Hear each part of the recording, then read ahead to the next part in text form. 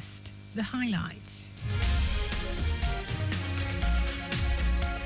The Lagos State government reinforces regulatory compliance across 421,000 construction sites. Federal government pledges to diversify economy through innovation, tech-driven investment. On the front, then Canadian government holds talks with United States over Golden Dome missile defense system. And in sport, main organizing committee to ban more athletes at ongoing Gateway Games. Now, the details. I'm Sarah Adesanya.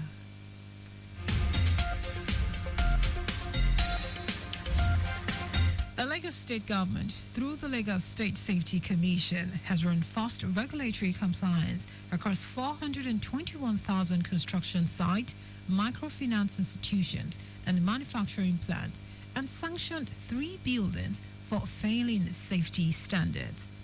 It also completed the Lagos State Occupational Safety and Health Master Plan and implemented the new safety guidelines across diverse economic sectors. Commissioner for Special Duties and Intergovernmental Relations, Benga Oyeride, who stated this at the ongoing ministerial press briefing at Alausa, Ikeja, reiterated the Babajide Sanwo-Olu administration's commitment to the safety, security, and well-being of all Lagos residents. According to Oyeride, the Lagos State Emergency Management Agency, LASEMA, responded to 2,022 emergencies between January 2024 and March 2025, while the agency's pre-hospital care unit attended to 707 medical cases while successfully rescuing and treating 4,847 accident victims. Our vision is so clear: to be a first-class nation builders, effective interface between the government and relevant stakeholders, safety, disaster managers, based on strategic thinking and planning within a robust research and development where safety will be a portion. Oyeride hinted that construction work is ongoing on the fire stations in Kushofe, Yaba, and Ikotu, others to complement existing ones to ensure disaster risk reduction, while also installing industrial boreholes and key fire stations across Alausa, Isolo, Ibute-Lefun, Ajegunle, and Ogombo to further build capacity in fire safety and rescue operations. In the year under review, the ministry also coordinated a joint flood assessment in Sherry North and Agility Phase 2, avoiding over 5,000 affected residents following water discharge from the Oyo Dam.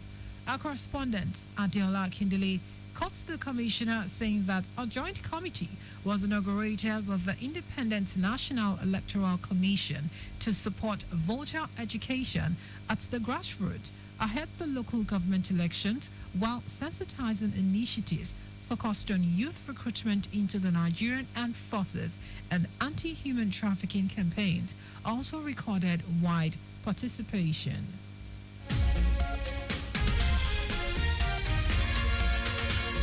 The Special Task Force on Land Grabbers received 4,458 petitions, out of which 403 were concluded, with 139 enforcement approvals and 204 inscription approvals in the last 1 year. The task force also obtained 15 court rulings and 20 judgments in favor of the state government in the year under review.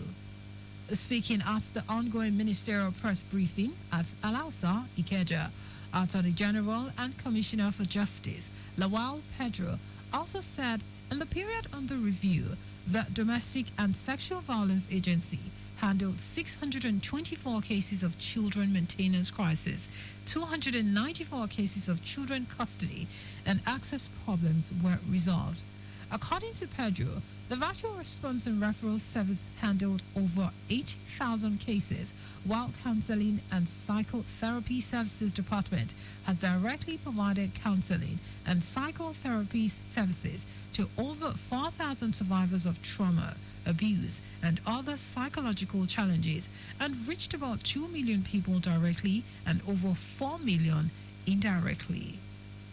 From institutional reform and legislative drafting to staff welfare, improve access to justice, and strengthen intelligence story, all are part of the deliberate and strategic effort to reposition the justice sector as a catalyst for economic growth, social stability, and good governance. Each initiative we have undertaken, whether it's safeguarding property rights, promoting the rule of law, or advancing human rights protection, has been guided by a single objective: to deliver justice efficiently, transparently, and equitably for all residents of Lagos State. Pedro said the state government has also approved 2 bills to be sent to the State Assembly on land administration and registration of marriages. One of the bills is to establish a lease pending litigation registry, where all litigations on land matters will be registered to protect the public from buying or dealing in such property. The other bill is to establish a marriage and dissolution registry to register all forms of marriages in the state, as well as issue a certificate. Our correspondent, Adiola Kindele, reports that the ministry had also prepared an amendment to the state tenancy law of 2016 to address issues of exploitive rent increase, non-payment of arrears of rent, and delays in tenancy litigation.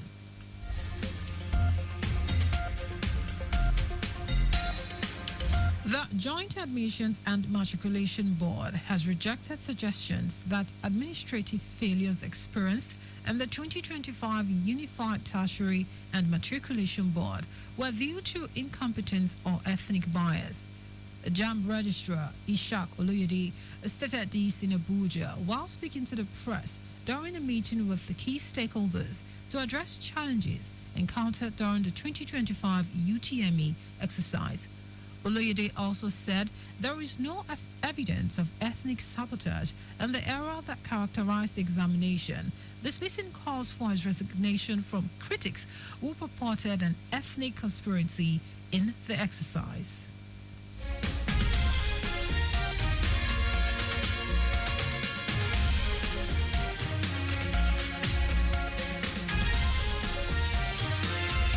And now to the rest of the stories. The federal government has expressed its commitment to diversification of the economy through innovation and technological-driven investment for economic growth and improved livelihood of Nigerians.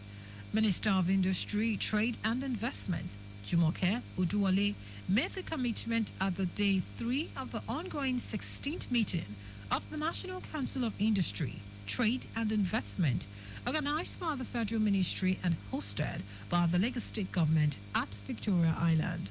Oduwole said it is not business as usual for the nation to depend solely on the proceeds from crude oil, but to spread its tentacles to the non-oil sector through partnership with private sector for industrialization growth.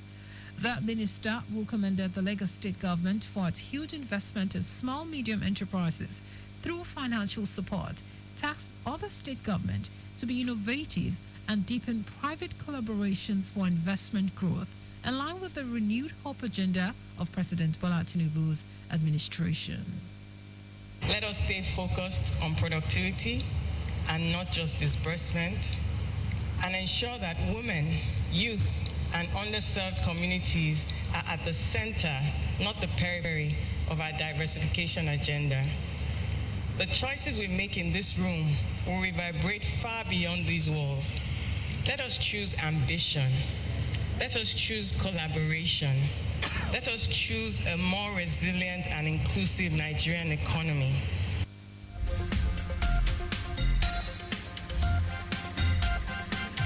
Lagos State Governor Babajide Sanwo-Olu, who was represented by the Permanent Secretary, Lagos State Ministry of Commerce, Cooperatives, Trade and Investment, Olugbemiga Aina, stated the need to strengthen local manufacturers to produce and leverage technology to break the genes of poverty for a prosperous Nigeria.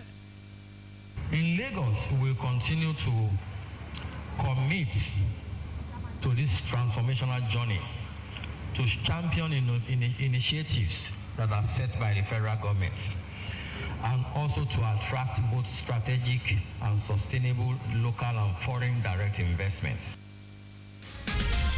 On his part, the National Secretary, All Progressive Congress, Suraju Ajibala Bashiru, who is also a manufacturer, commended the bold steps of President Bola Tinubu in the removal of naira floating and fuel subsidy, which he noted has stabilized the nation's economy, which is visible to the global communities.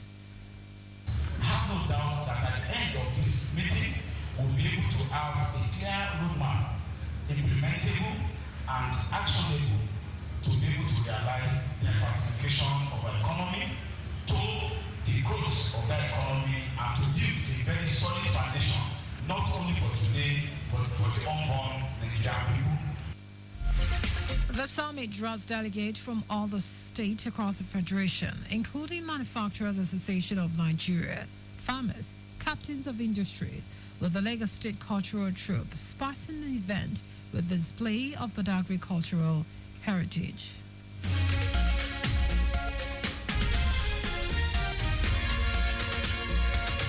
Kano State Governor Abba Yusuf has approved 6.8 billion naira for the construction of the Danusaya Dam and irrigation infrastructure project in Kiru local government area of the state. This is contained in a statement by the governor's special advisor on information, Ibrahim Adam. According to Adam, the project was part of the administration's commitment to boosting agriculture and ensuring food security across the state and beyond.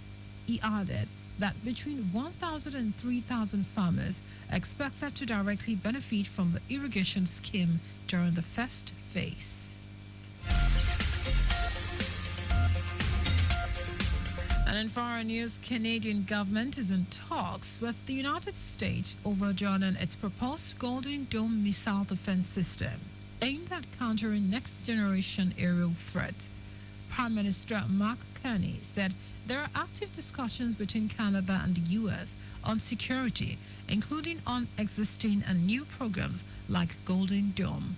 Meanwhile, U.S. President Donald Trump unveiled the plan for a new missile defense system on Tuesday, announcing an initial price tag of $25 billion, saying Canada was interested in joining the project.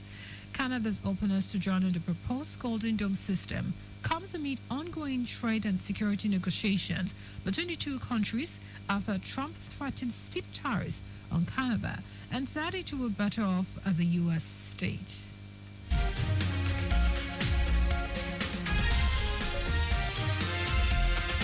And in sport, chairman of the main organizing committee of the 2024 National Sports Festival and Director General of the National Sports Commission, Bukola Olopade, has revealed that 8 more athletes will be expelled from the 22nd National Sports Festival taking place in Ogun State. Olopade revealed this while fielding questions during a press conference at the Games Media Center in Abeokuta. The discovery of the new 8 erring athletes comes after the disqualification of 6 athletes with various doping issues on Monday. According to Olopade, the state has been informed of the athletes' ineligibility. While some states claim that the athletes were not part of their traveling contingent to the games, the NSCDG maintained they were registered.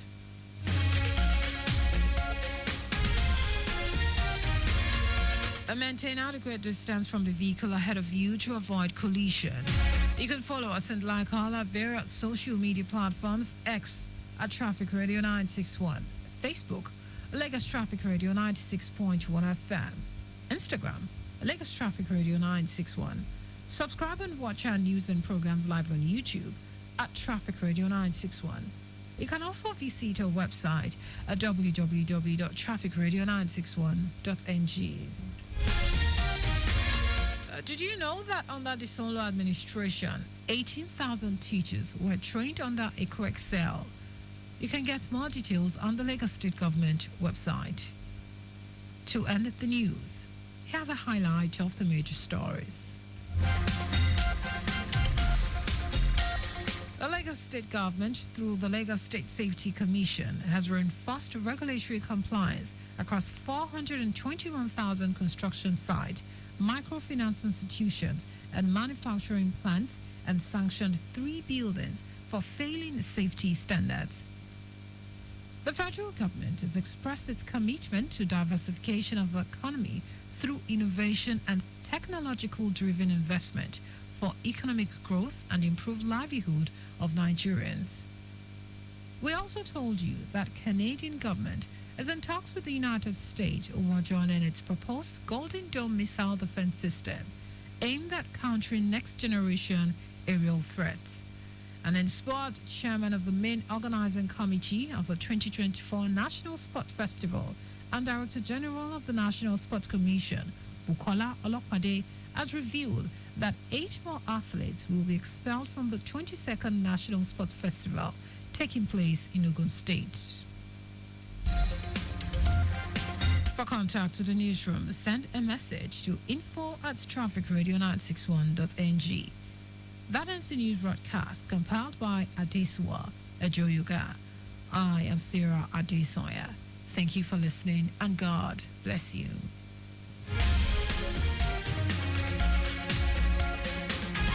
Think of great music. Think of transportation experts discussing issues.